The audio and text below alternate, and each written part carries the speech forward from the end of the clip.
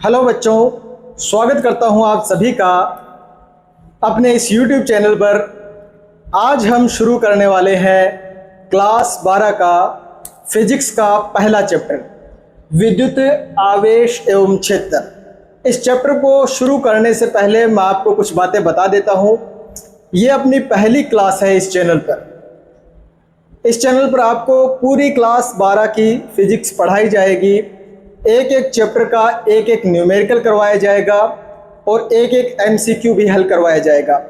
प्रत्येक चैप्टर को आपके नोट्स मिलेंगे और साथ ही साथ आपको एक एक चैप्टर के एक एक शब्द को, एक एक कंसेप्ट को क्लियर करवाया जाएगा एकदम स्मूथ तरीके से।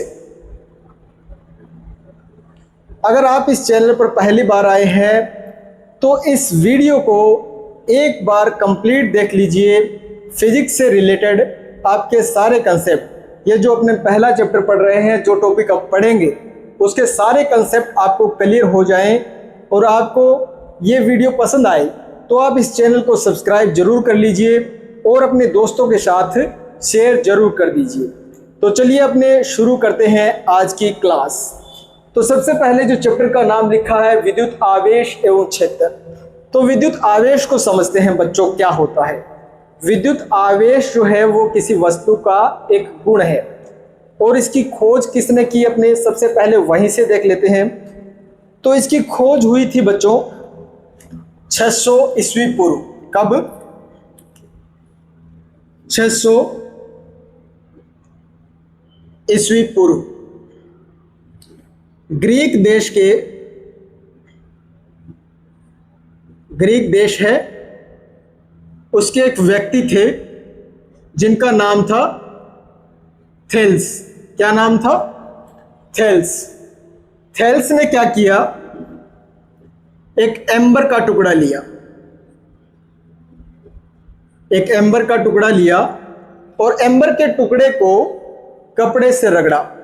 कपड़े से रगड़ने के बाद उन्होंने देखा कि जो घास फूस के टुकड़े हैं छोटे छोटे, वो उस एम्बर के टुकड़े के साथ चिपकने लग गए। इस घटना को सबसे पहले देखा था थेल्स ने और उन्होंने क्या यूज किया था? एम्बर।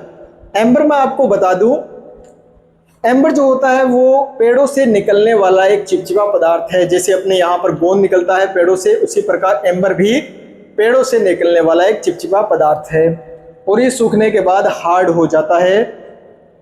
तो इसी को उन्होंने लिया और एम्बर को ग्रीक भाषा में क्या कहते हैं? इनको इलेक्ट्रॉन कहते हैं। क्या कहते हैं? इलेक्ट्रॉन। और इस इलेक्ट्रॉन शब्द से ही बना इलेक्ट्रिसिटी। क्या बना? इलेक्ट्रिसिटी।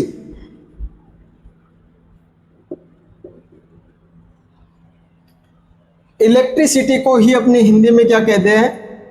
विद्युत। अब ये जो विद्युत बनी थी, ये जो इसमें गुण आया था चिपकने का, वो वस्तु को रगड़ने से आया था, इसलिए इसको कह दिया घर्षण विद्युत। अब थेल्स ने भैया इतना काम करके छोड़ दिया, एम्बर को रगड़ा और देखा कि उससे चिपकने लग गए, चिपकने का गुण उसमें आ गया है। अब एक नए साइंटिस्ट आए जिनका नाम था बेंजामिन फ्रैंकलिन। क्या नाम था? Benjamin Franklin. बेंजामिन फ्रैंकलिन ने अलग अलग वस्तुओं को रगड़ रगड़ के देखा आपस में कि होता क्या है वास्तव में। तो बेंजामिन फ्रैंकलिन ने एक प्रैक्टिकल किया छोटा सा। उन्होंने क्या किया, एक कांच की छड़ ली और एक प्लास्टिक की छड़ ली।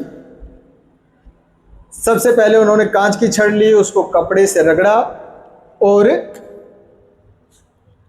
बांध करके लटका दिया। इस प्रकार ये मान लो छत है और यहां से इसको एक प्लास्टिक की छड़ को उन्होंने बांध करके लटका दिया रगड़ करके। और इसके पास में ही दूसरी, ये अगर अपने प्लास्टिक के ले रहे हैं तो दूसरी उन्होंने एक कांच की छड़ ली। इसको भी कपड़े से रगड़ा और बांध करके लटका दिया। अब एक तो उन्होंने कांच की छड़ ली और एक प्लास्टिक की छड़ ली,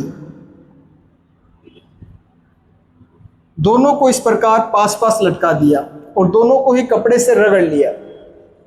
कपड़े से रगड़ने पर इनमें कुछ गुण आया वस्तुओं को आकर्षित करने का। अब उसने देखा कि ये दोनों ही एक दूसरे को आकर्षित कर रही है। क्या कर रही है? आकर्षित कर रही है बच्चों। अब उसने इसमें एक बदलाव करके देखा कि ये तो अलग अलग वस्तुएं अपनों ने पास पास लटकाई, अगर अपने दोनों ही एक जैसी वस्तुएं लटकाएं दोनों ही आवेशित करके, तो उसने क्या किया, इस कांच की छड़ को, यहां इस प्लास्टिक की छड़ को हटा करके यहां पे एक और कांच की छड़ को लटका दिया। तो अब वाली स्थिति में उसने देखा कि ये दोनों एक दूसरे को क्या कर रही है? प्रतिकर्षित कर रही है। तो इस आधार पर उसने बताया कि आवेश दो प्रकार का होता है, क्योंकि एक बार जब अलग अलग वस्तुएं ली तब तो उनमें आकर्षण बल लग रहा था, और जब दोनों सेम वस्तुएं ली तो दोनों ही एक दूसरे को प्रतिकर्षित कर रही है। इसका मतलब क्या हुआ? समान आवेशों में प्रतिकर्षण और अलग अलग प्रकृति के आवेशों में आकर्षण बल लगता है, इस बात को बता दिया। अब दो प्रकार तो पता लग गए बेंजामिन फ्रैंकलिन को, लेकिन इनके नाम रखने थे। तो नाम किस प्रकार रखे भाई? आपको पता है कोई भी साइंटिस्ट जो है वो किसी खोज करता है, कोई भी खोज करता है तो उसका नाम अपने नाम पे रखता है, लेकिन यहां पर कुछ अलग ही था। बेंजामिन फ्रैंकलिन ने क्या किया, कांच की छड़ और एक प्लास्टिक की छड़ जो ली थी उस प्रैक्टिकल को दोबारा किया। उन्होंने दोबारा से यहां पे एक प्लास्टिक की छड़ रखी और प्लास्टिक की छड़ को यहां रखने के बाद दोनों एक दूसरे को आकर्षित करेगी, तो उन्होंने क्या किया, इन दोनों को एक दूसरे से टच करवा दिया, स्पर्श करवा दिया और फिर से दोनों को अलग अलग लटकाया। तो अब की बार वो देखता है कि इन दोनों में न तो आकर्षण बल लग रहा है और न ही प्रतिकर्षण बल लग रहा है, यानी दोनों को मिलाने पर दोनों में जो आवेश था वो खत्म हो चुका था। अब ये दो वस्तुओं को मिलाएं और मिलाने पर दोनों ही एक दूसरे को खत्म कर दे, ऐसा कहाँ होता है? ऐसा होता है मैथ्स में। मैथ्स में ऐसा होता है, अगर अपने +2 में -2 को अगर मिला दे तो आंसर आता है अपने पास 0। तो इसी आधार पर बेंजामिन फ्रैंकलिन ने आवेश के दो प्रकार बताए। कौन कौन से? पहला प्रकार बताया धनावेश और दूसरा प्रकार बताया ऋणावेश। अब बच्चों इसको अपने रिवाइज कर लेते हैं, थोड़ा सा देख लेते हैं आवेश की परिभाषा क्या बनेगी। यहां पर वस्तु को रगड़ने पर उसके अंदर एक गुण उत्पन्न हो गया, जिसके कारण वो दूसरी वस्तुओं को अपनी ओर आकर्षित भी कर रही है और प्रतिकर्षित भी कर रही है। तो इस आधार पर विद्युत आवेश की परिभाषा क्या बनेगी? अगर अपने विद्युत आवेश की परिभाषा लिखें तो क्या बनेगी? आवेश की परिभाषा लिखेंगे अपने, किसी वस्तु का वह गुण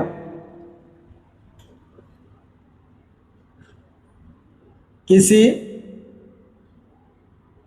वस्तु का वह गुण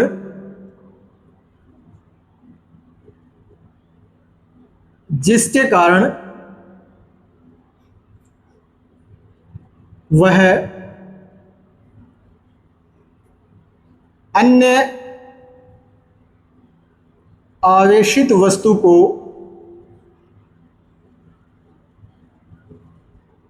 आकर्षित या प्रतिकर्षित करती है।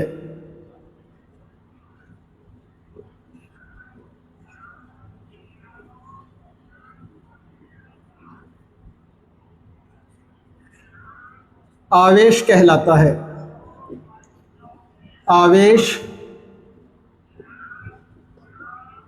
कहलाता है किसी वस्तु का वह गुण जिसके कारण वह अन्य आवेशित वस्तु को आकर्षित या प्रतिकर्षित करती है, क्या कहलाता है? आवेश कहलाता है। तो आवेश क्या हुआ? वस्तु का एक गुण है। जैसे द्रव्यमान भी वस्तु का एक गुण है। द्रव्यमान के कारण एक वस्तु दूसरी वस्तु पर गुरुत्वाकर्षण बल लगाती है, यह आपने कक्षा 11 में पढ़ा है। गुरुत्वाकर्षण बल के कारण उसके चारों ओर का जो क्षेत्र कहलाता है वो गुरुत्वीय क्षेत्र कहलाता है। इसी प्रकार ये जो आकर्षणीय प्रतिकर्षण बल लग रहा है इसको अपने कहते हैं वैद्युत बल। ठीक है, तो वैद्युत बल के कारण इसके चारों ओर का जो क्षेत्र होगा वो कहलाता है वैद्युत क्षेत्र। तो वैद्युत क्षेत्र से ही अपने यहां पे दूसरी परिभाषा भी अपने लिख सकते हैं। क्या परिभाषा लिख सकते हैं? किसी वस्तु का वह गुण, किसी वस्तु का वह गुण जिसके कारण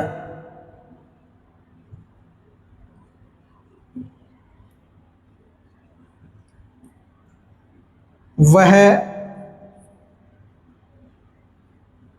वैद्युत क्षेत्र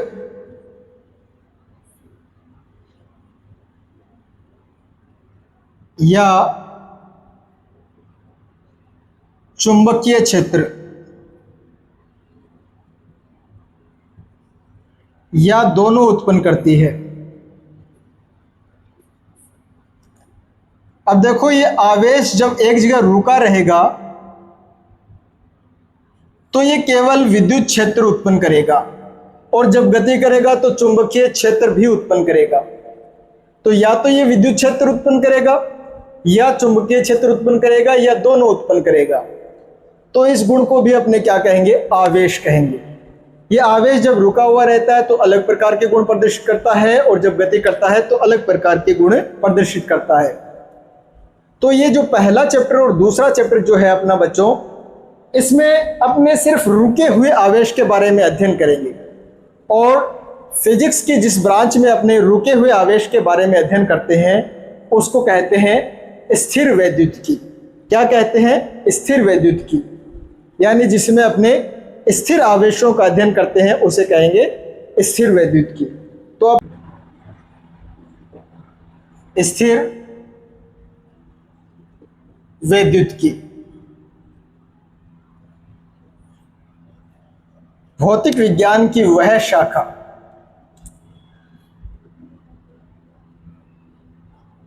भौतिक विज्ञान की वह शाखा जिसमें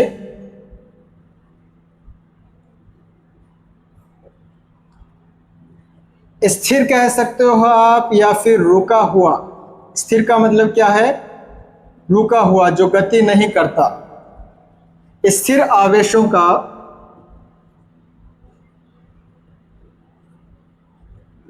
अध्ययन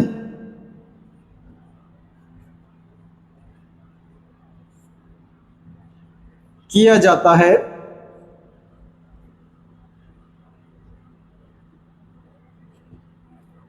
तो उसे क्या कहेंगे? स्थिर वैद्युतिकी। यह अपना पहला चैप्टर और दूसरा चैप्टर स्थिर वैद्युतिकी के अंतर्गत ही आता है। आवेश की परिभाषा बच्चों दोबारा देख लो। किसी वस्तु का वह गुण जिसके कारण वह अन्य आवेशित वस्तु को आकर्षित या प्रतिकर्षित करती है, आवेश कहलाता है। या फिर अपने कह सकते हैं दूसरी परिभाषा, किसी वस्तु का वह गुण जिसके कारण वह विद्युत क्षेत्र या चुंबकीय क्षेत्र या दोनों उत्पन्न करती है। अब आवेश के प्रकार हमने देख लिए कौन कौन से प्रकार है। आवेश कितने प्रकार के हैं? धनावेश और ऋणावेश। अभी धनावेश और ऋणावेश उत्पन्न कैसे होते हैं?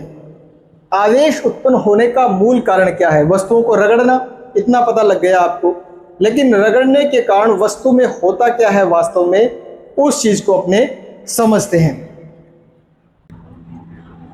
आवेश उत्पन्न होने का मूल कारण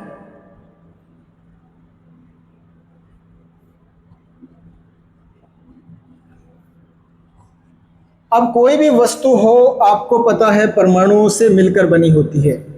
अपने किसी वस्तु का ये कोई परमाणु ले रहे हैं, परमाणु के नाभिक में आपको पता है न्यूट्रॉन और प्रोटॉन होते हैं और बाहरी कक्षाओं में इलेक्ट्रॉन चक्कर लगाते रहते हैं। अब कोई वस्तु अगर उदासीन है, इसका मतलब क्या है, उसमें जितने इलेक्ट्रॉन है उतने ही प्रोटॉन है।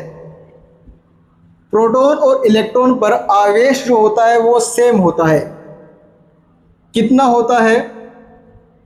इलेक्ट्रॉन पर आवेश का मान और प्रोटॉन पर आवेश का मान समान होता है, परिमाण समान होता है, लेकिन इलेक्ट्रॉन पर ऋणावेश होता है और प्रोटॉन पर धनावेश होता है। यह आपको पता है। अब अगर इसमें समान आवेश है, अगर इस इलेक्ट्रॉन को बाहर निकाल लें अपने यहां से, पहले इसमें देखो 2 ही इलेक्ट्रॉन है और 2 ही प्रोटॉन है, तो इलेक्ट्रॉन 2 ऋणावेश है और 2 ही प्लस है। टोटल आवेश कितना है? 0। अब इस एक इलेक्ट्रॉन को मैंने यहां से बाहर निकाल लिया, तो इसमें अब कितने रह गए इलेक्ट्रॉन?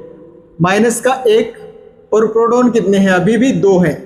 तो अब देखो इसके अंदर टोटल जो बचेगा वो कितना बचेगा? प्लस का 1। अगर अपने इस इलेक्ट्रॉन को वस्तु से बाहर निकाला तो इसमें कौन सा आवेश आया? धनावेश, क्योंकि एक इसमें प्रोटॉन एक्स्ट्रा बच गया, उसका आवेश इसमें रह जाएगा। इसी प्रकार इसी वस्तु से अगर अपने 2 प्रोटॉन है और न्यूट्रॉन है इसमें और 2 ही इसमें इलेक्ट्रॉन है, अब इस वस्तु को बाहर से कोई इलेक्ट्रॉन इसके अंदर अपने इसको दे दे, एक इलेक्ट्रॉन और दे दे इस वस्तु को, इस वस्तु के परमाणु को, तो अब देखो क्या होगा? इलेक्ट्रॉन कितने हो गए? 3 और प्रोटॉन कितने हो गए? 2। प्रोटॉन तो 2 ही है पहले से, इलेक्ट्रॉन की संख्या 1 बढ़ गई इसमें। अब इन दोनों को अपने जोड़ेंगे तो कितना आएगा? माइनस का 1। अब देखो जिस वस्तु को अपने इलेक्ट्रॉन देंगे वो तो होगी ऋणावेशित, और जिस वस्तु से इलेक्ट्रॉन निकाला वो हो गई धनावेशित। तो मूल कारण आपको यहां पर क्या आया समझ में? इलेक्ट्रॉनों का स्थानांतरण। आवेश उत्पन्न होने का मूल कारण क्या है? इलेक्ट्रॉन का स्थानांतरण। इलेक्ट्रॉन का स्थानांतरण, या तो वस्तु से इलेक्ट्रॉन निकलेगा या वस्तु के अंदर इलेक्ट्रॉन आएगा, या तो वस्तु इलेक्ट्रॉन त्यागेगी या वस्तु इलेक्ट्रॉन को ग्रहण करेगी। जो वस्तु इलेक्ट्रॉन को ग्रहण करेगी वो होगी ऋणावेशित, जो वस्तु इलेक्ट्रॉन को त्यागेगी वो होगी धनावेशित। तो यहां से इलेक्ट्रॉन के जो 2 प्रकार अपने पास आते हैं, आवेश के प्रकार, तो आवेश के प्रकार जो है, आवेश के प्रकार अभी अभी अपनों ने पढ़ा है 2। कौन कौन से हैं? पहला है अपने पास धनावेश। धनावेश किसके कारण उत्पन्न होता है? धनावेश उत्पन्न हुआ, इलेक्ट्रॉन गया, तो इलेक्ट्रॉन की कमी के कारण, इलेक्ट्रॉन की कमी के कारण कौन सा आवेश उत्पन्न होगा? धनावेश। और ऋणावेश कब उत्पन्न होगा? बच्चों देखिए मैंने यहां पर बता रखा है आपको ऋणावेश कैसे उत्पन्न होता है। दूसरी ओर देखो यहां पे इलेक्ट्रॉन आया है इसके अंदर, तो यहां पर ऋणावेश आया है ना। अब एक इलेक्ट्रॉन पर जो आवेश का मान होता है वो आपको पता है 1.6 × 10⁻⁻19 कूलाम होता है। इलेक्ट्रॉन की बात है तो नेगेटिव हो जाएगा, प्रोटॉन की बात है तो पॉजिटिव हो जाएगा। तो यहाँ पे +1 का मतलब एक इलेक्ट्रॉन के आवेश के बराबर धनावेश आएगा। यहाँ पर एक प्रोटॉन पर आवेश जो है उतना आएगा, 1 के साथ अपने मल्टीप्लाई करेंगे 1.6 × 10⁻⁻19 कूलाम। ठीक है, तो ये ऋणावेश जो होगा वो इलेक्ट्रॉन की अधिकता के कारण, इलेक्ट्रॉन की अधिकता के कारण क्या आएगा? ऋणावेश। ठीक है बच्चों, ये इतना कंसेप्ट आपको क्लियर हो गया कि आवेश कितने प्रकार के होते हैं, आवेश है क्या वास्तव में, आवेश किसी वस्तु का गुण है जिसके कारण वह अन्य आवेशित वस्तु को आकर्षित या प्रतिकर्षित करती है। दूसरी परिभाषा आप ये लिख सकते हो, किसी वस्तु का वह गुण जिसके कारण वह विद्युत क्षेत्र या चुंबकीय क्षेत्र या दोनों उत्पन्न करती है। आवेश के प्रकार हमने देखे, दो प्रकार है, धनावेश और ऋणावेश। धनावेश इलेक्ट्रॉन की कमी के कारण उत्पन्न होता है और ऋणावेश इलेक्ट्रॉन की अधिकता के कारण। इसके बाद अपने पढ़ेंगे आवेश उत्पन्न करने की विधियां, वस्तु को आवेशित करने की विधियां। एक विधि अपनों ने देख ली, दो वस्तुओं को अपने रगड़ते हैं तो एक वस्तु धनावेशित होगी और दूसरी ऋणावेशित, क्योंकि एक वस्तु से कुछ इलेक्ट्रॉन निकलेंगे और वो दूसरी वस्तु में चले जाएंगे। तो जिससे इलेक्ट्रॉन निकलेंगे वो धनावेशित और जिसमें इलेक्ट्रॉन जाएंगे वो ऋणावेशित हो जाएगी। इसे अपने कहेंगे घर्षण द्वारा आवेशन। दूसरी विधि अपने इसमें पढ़ेंगे चालन द्वारा आवेशन, और तीसरी विधि जो है अपनी वो अपने बच्चों पढ़ेंगे इसमें प्रेरण द्वारा आवेशन। तो इसके बाद अपने देखते हैं आवेशन की विधियां। अगला टॉपिक है अपना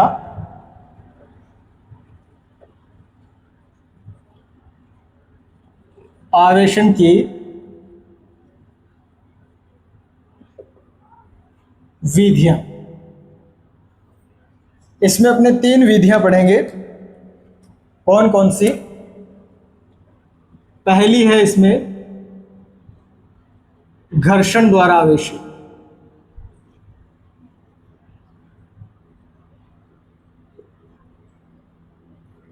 दूसरी विधि है इसमें चालन द्वारा आवेशन, और तीसरी विधि है प्रेरण द्वारा आवेशन। कौन सी विधि है? प्रेरण द्वारा आवेशन।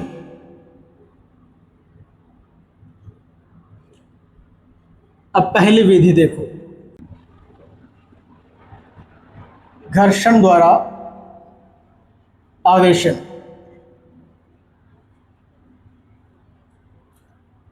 अब देखो इसमें होता क्या है।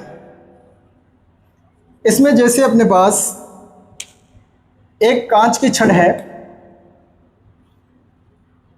ठीक है, ये है कांच की छड़,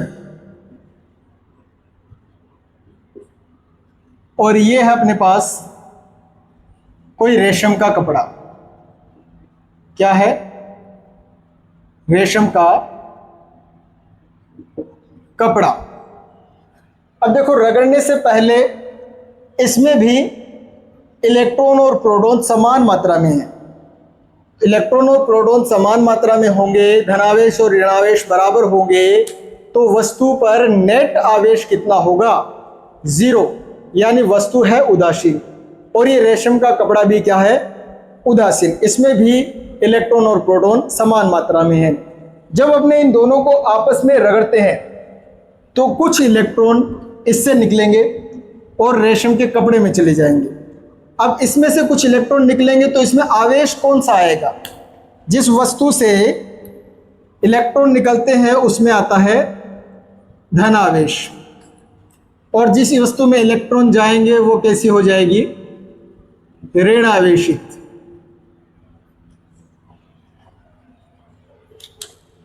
तो अपने इसमें कैसे लिखेंगे? कांच की छड़ और रेशम के कपड़े को जब आपस में रगड़ा जाता है तो कांच की छड़ से कुछ इलेक्ट्रॉन निकलकर रेशम के कपड़े में चले जाते हैं, जिससे कांच की छड़ में जितना धनावेश उत्पन्न होता है रेशम के कपड़े में उतना ही ऋणावेश उत्पन्न हो जाता है। यह है अपना घर्षण द्वारा आवेशन। अब बेंजामिन फ्रैंकलिन वाला एग्जाम्पल जो अपने प्रैक्टिकल के रूप में देखा था उसको आप दोबारा देखो। बेंजामिन फ्रैंकलिन ने क्या किया, एक सीरीज बनाई अलग अलग वस्तुओं को आपस में रगड़ के कि किसमें धनावेश उत्पन्न होता है, किसमें ऋणावेश उत्पन्न होता है। उस सीरीज में बेंजामिन फ्रैंकलिन ने कांच को सबसे ऊपर रखा और एम्बर को रखा सबसे नीचे। एम्बर कहें या फिर प्लास्टिक भी हो सकता है, एम्बर की जगह प्लास्टिक की जगह नाम आ सकता है एबोनाइट। तो बच्चों इसमें जो सबसे ऊपर है उसमें रहेगा धनावेश और जो सबसे नीचे है उसमें रहेगा ऋणावेश।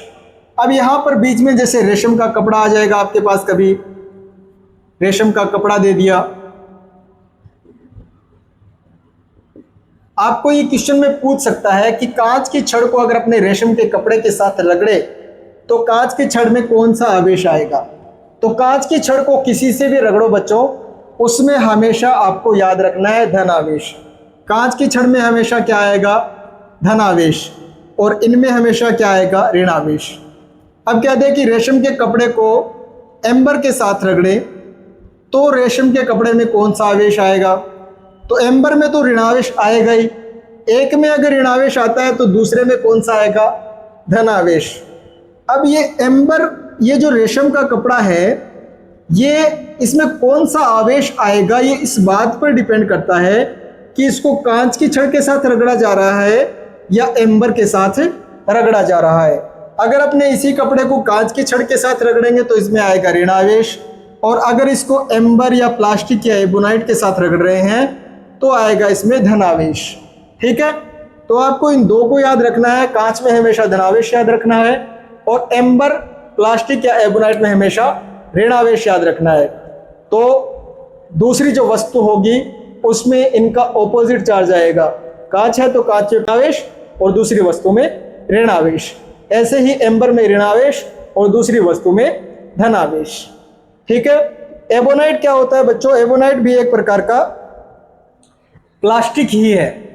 घरों में बर्तनों के जो हत्थों के ऊपर जो प्लास्टिक चढ़ा होता है काले रंग का, जो गर्म नहीं होता, उसको कहते हैं एबोनाइट। प्लास्टिक पता ही आपको, एम्बर मैंने आपको बता ही दिया, तो थोड़ा सा यहाँ पर आप इसको ध्यान रखना। ठीक है, किसी भी न्यूमेरिकल में आपके पास इस प्रकार का क्वेश्चन आए तो आपको ध्यान रखना है कांच में धनावेश आएगा और एम्बर, प्लास्टिक या एबोनाइट में ऋणावेश आएगा। तो ये अपनी पहली विधि इस प्रकार कंप्लीट होती है, घर्षण द्वारा आवेश।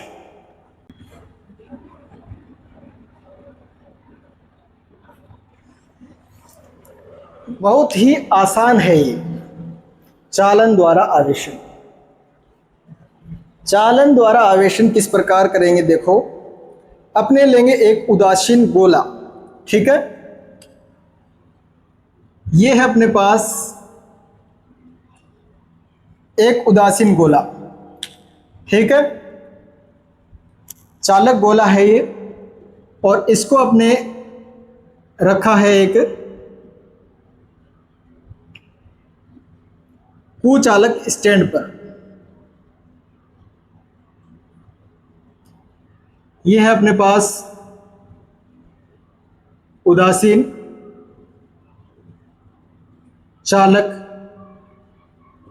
गोला, और ये है अपने पास कुचालक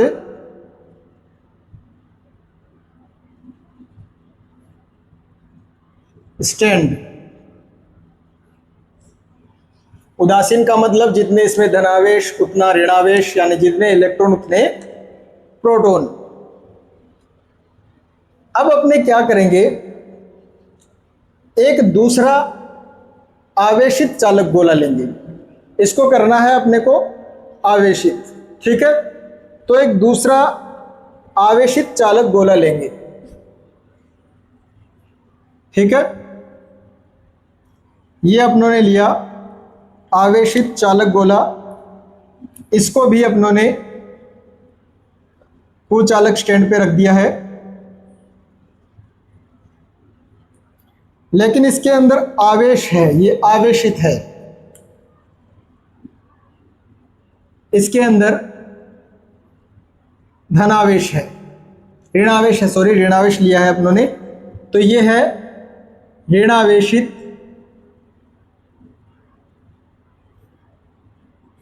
चालक गोला, और यह है उदासीन चालक गोला।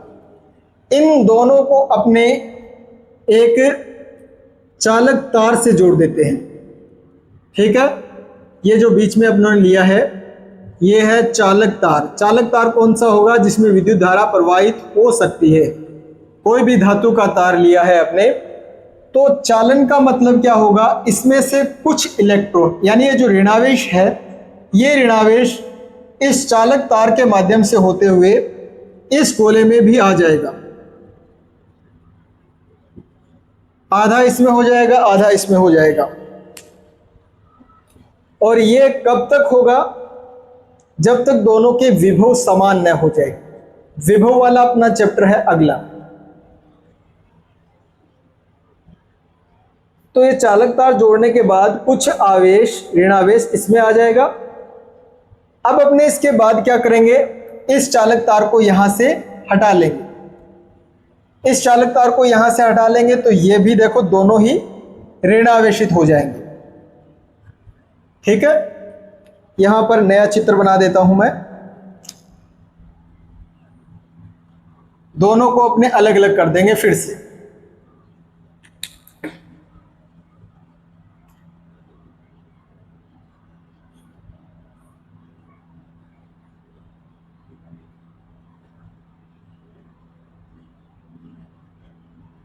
अब देखो दोनों ही ऋणावेशित हो चुके हैं।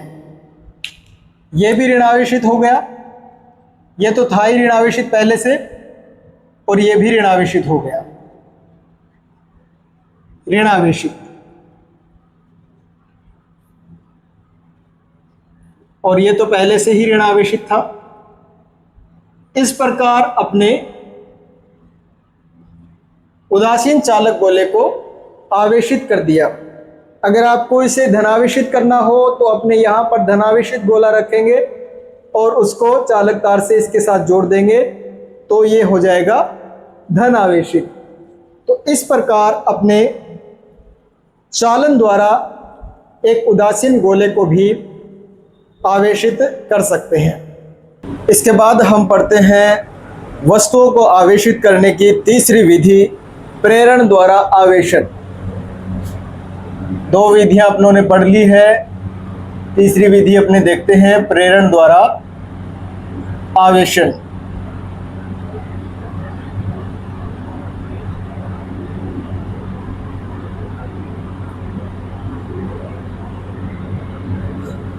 Charging by induction. बहुत ही आसान है, बहुत ही सरल है। देखिए किस प्रकार करेंगे अपने।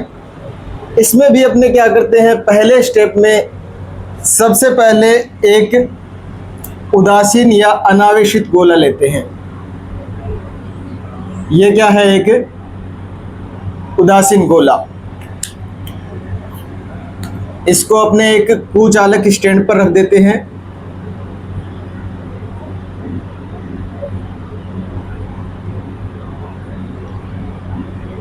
ये कैसा गोला है, उदासीन गोला, या फिर कह देते हैं अनावेशित गोला है। ये अनावेशित चालक गोला।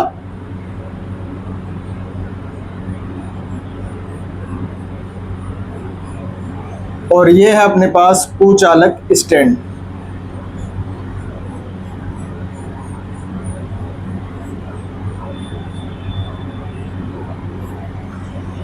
ये अपना पहला स्टेप है। दूसरे स्टेप में अपने क्या करेंगे,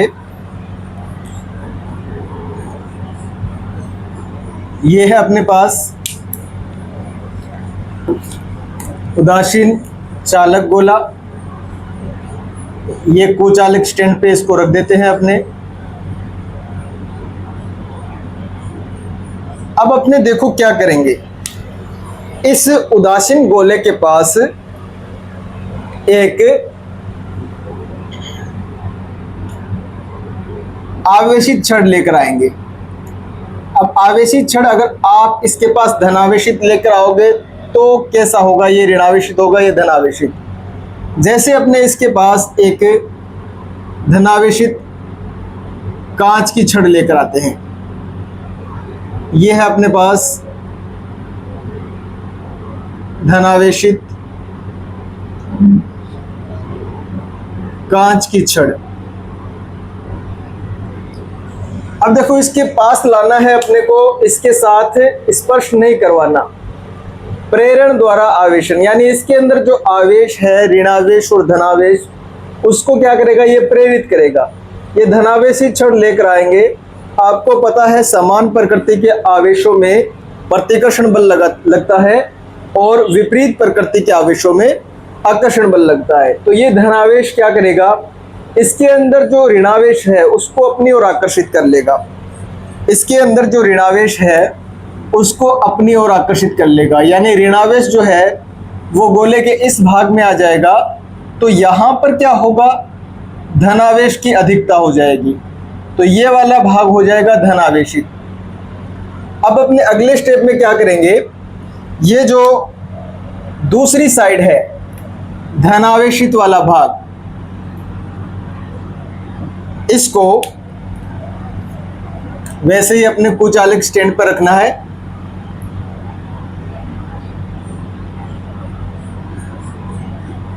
और ये भाग अपना ऋणावेशित हो गया और ये इधर वाला भाग धनावेशित हो गया। कांच की छड़ को यहीं पे रखना है, अगर अपने हटा देंगे तो फिर ये दोबारा से मिक्स हो जाएंगे। अब अपने को क्या करना है, ये जो बाहर वाला भाग है, ये इधर वाला, इसको किसी चालक तार से जोड़ करके इस प्रकार अर्थ के साथ जोड़ देंगे।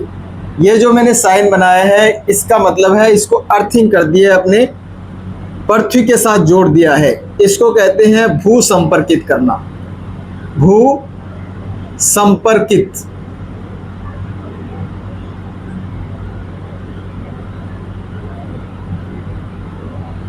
भू संपर्कित कर दिया है, इसको जमीन से जोड़ दिया है इसको।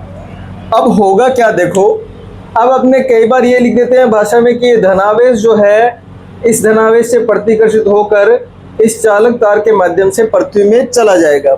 लेकिन आपको पता है किसी भी वस्तु को जब अपने आवेशित करते हैं तो स्थानांतरण किसका होता है, इलेक्ट्रॉनों का। गति कौन करते हैं, इलेक्ट्रॉन। धनावेश होता है नाभिक में प्रोटॉन के अंदर, वो गति नहीं करता। तो यहाँ पर होगा क्या, इस तार के माध्यम से इस पृथ्वी से कुछ इलेक्ट्रॉन आएंगे, इसके अंदर इलेक्ट्रॉन आएंगे इस धनावेश के आकर्षण के कारण। तो ये इलेक्ट्रॉन क्या करेंगे, इस धनावेश को न्यूट्रलाइज कर देंगे, जीरो कर देंगे और ये ऋणावेश रह जाएगा। अब होगा क्या, इससे इलेक्ट्रॉन आएंगे और इस धनावेश को खत्म कर देंगे। इसके बाद अपने को यहाँ पर रखना है, धनावेशित छड़ को हटाना नहीं है, हटा देंगे तो अपने ये ऋणावेश भी हट जाएगा यहाँ से। अब अपने को क्या करना है, अगले स्टेप में इस तार को हटाना है। भू संपर्कित जो तार है इसी को हटाना है।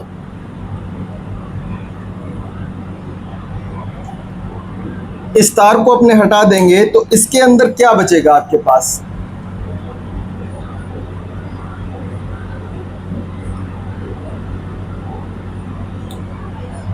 इस गोले में अब क्या बचेगा, सिर्फ ऋणावेश रहेगा और इस कांच की छड़ के कारण वो इसी ओर रहेगा, क्योंकि ये धनावेश इसको पकड़े हुए रहेगा, आकर्षित किए हुए रहेगा।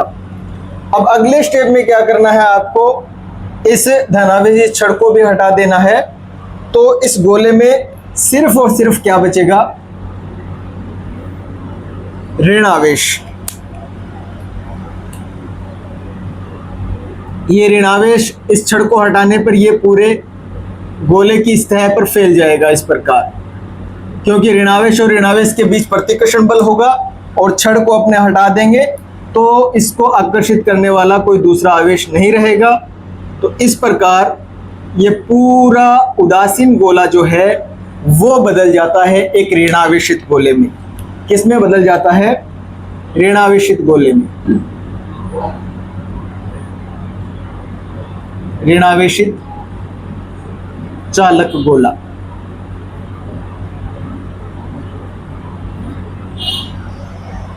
कितने स्टेप हो गए अपने इसके, ये पहला स्टेप, ये दूसरा, ये तीसरा स्टेप, ये चौथा स्टेप और ये पांचवा। इसी प्रकार अपने स्टेप वाइज इसको लिखेंगे। स्टेप नंबर 1 लिखेंगे अपने सबसे पहले एक अनावेशित या उदासीन गोला लेते हैं और उसको कुचालक स्टैंड पर रखते हैं।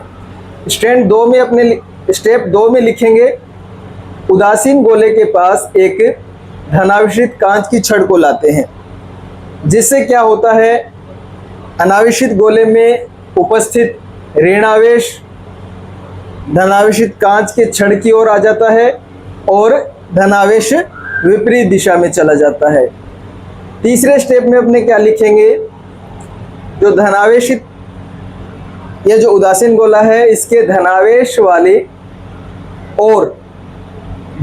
वाली जो साइड है, इसको अपने एक चालक तार के माध्यम से भू संपर्कित कर देंगे, जिससे क्या होगा, पृथ्वी से कुछ इलेक्ट्रॉन आएंगे और इस धनावेश को न्यूट्रलाइज कर देंगे, उदासीन कर देंगे।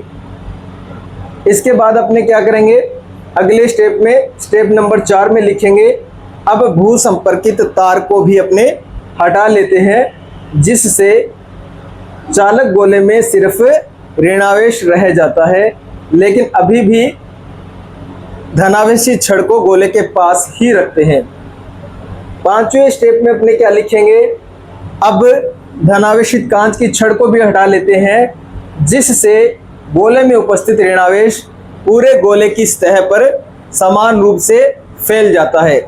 इस प्रकार अपने एक उदासीन गोले को ऋणावेशित गोले में बदल दिया।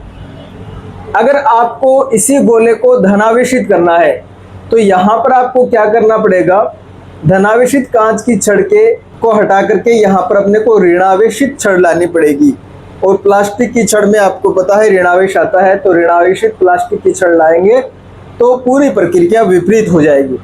इस प्रकार आप किसी भी उदासीन या अनावेशित गोले को आवेशित कर सकते हैं। यह है अपना प्रेरण द्वारा आवेशन। अगर आपको इसकी परिभाषा लिखनी हो, प्रेरण द्वारा आवेशन किसे कहते हैं, तो आप क्या कहोगे, किसी अनावेशित वस्तु को किसी आवेशित वस्तु से बिना संपर्क किए हुए आवेशित करने की प्रक्रिया को क्या कहेंगे, प्रेरण द्वारा आवेशन। किसी अनावेशित वस्तु को किसी आवेशित वस्तु की सहायता से बिना संपर्क किए हुए आवेशित करने की प्रक्रिया को क्या कहेंगे, अपने प्रेरण द्वारा आवेशन। तो आपको ये परिभाषा लिखनी है इसमें, और ये इसके 5 स्टेप है। इस प्रकार अपने ये कंप्लीट हो जाता है प्रेरण द्वारा आवेशन। इसके बाद देखते हैं अपने अगला टॉपिक, स्वर्णपत्र विद्युतदर्शी।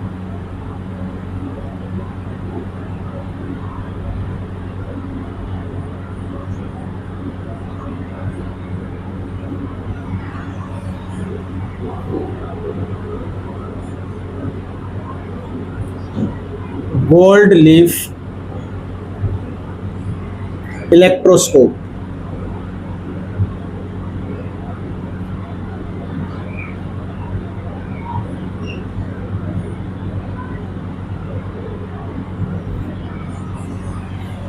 स्वर्णपत्र विद्युतदर्शी या गोल्ड लीफ इलेक्ट्रोस्कोप क्या होता है।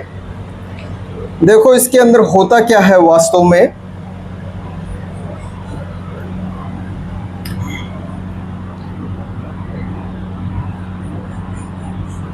ये अपने पास धातु की कोई छड़ है, इसके ऊपरी सिरे पर अपने धातु की एक डिस्क को जोड़ देते हैं और यहाँ पर इसके नीचे वाले हिस्से पर इस प्रकार 2 सोने की पत्तियां जुड़ी होती है। स्वर्ण पत्र बहुत पतले होते हैं ये, जैसे अपने पास मिठाई के ऊपर चांदी की पतली परत लगाते हैं अपने, उसी प्रकार की ये पतली पत्तियां होती है सोने की। इस प्रकार जोड़ देते हैं और ये धातु की छड़ है कोई भी, और ये है धातु की चकती। अब ये जो पत्तियां हैं इतनी पतली होती है कि ये हवा से इधर उधर हिलती रहती है, तो इसको हवा से बचाने के लिए अपने क्या करते हैं, एक जार के अंदर इसको फिट कर देते हैं, या अपने कहें कि कांच की बोतल के अंदर इसको फिट कर देते हैं इस प्रकार, जिससे ये पत्तियां अपनी जगह से हिले नहीं।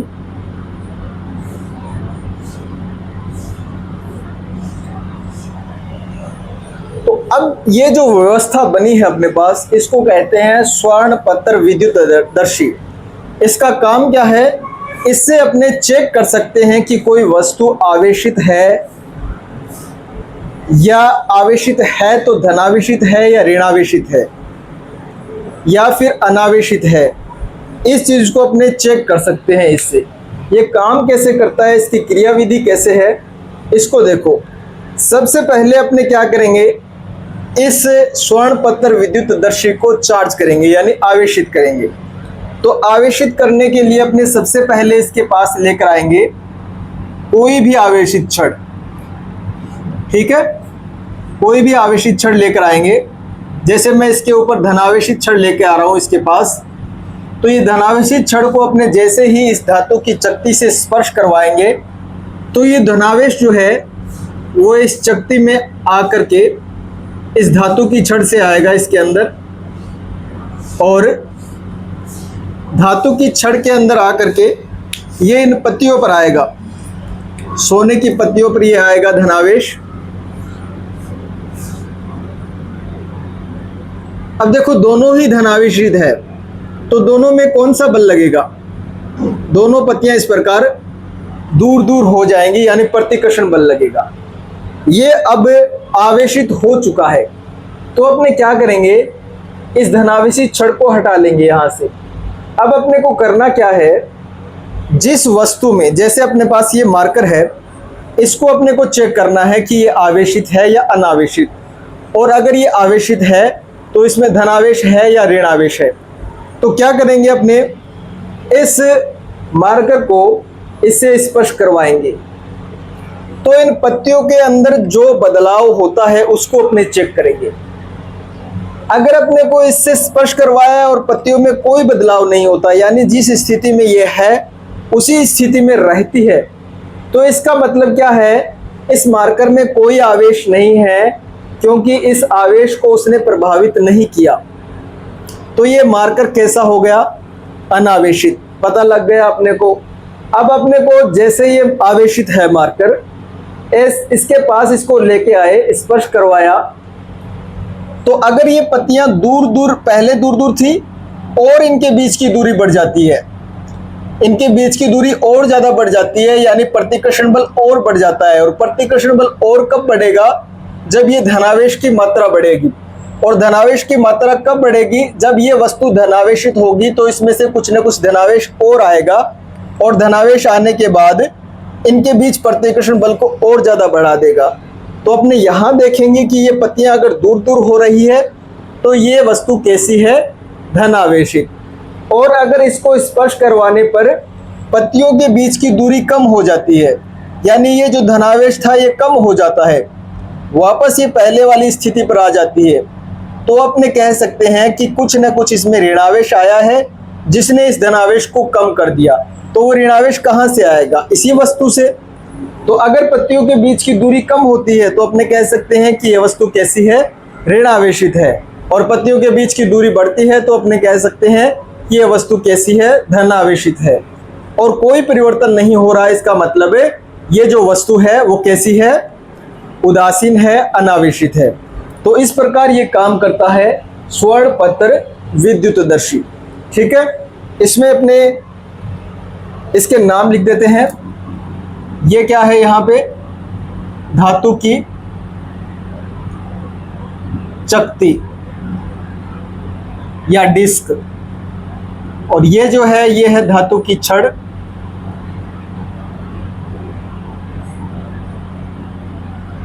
और ये जो दोनों है ये है स्वर्ण पत्र।